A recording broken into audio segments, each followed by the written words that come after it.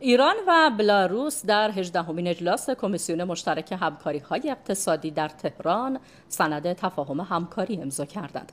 افزایش تبادلات تجاری، رفع موانع موجود از جمله مسائل بانکی، اسناد اعتباری و صدور روادید برای تجار از موارد تأکید شده دو کشور است.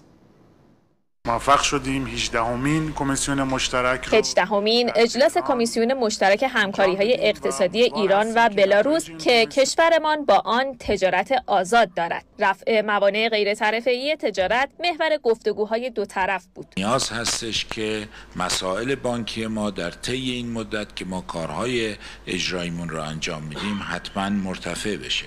استفاده از استانداردهای مشترک همونطور که در اتحادیه اوراسیا برش تاکید شده و به عنوان یک امکان برای ما تعریف شده قطعاً میتونه به سطح مبادلات بین دو کشور کمک کنه.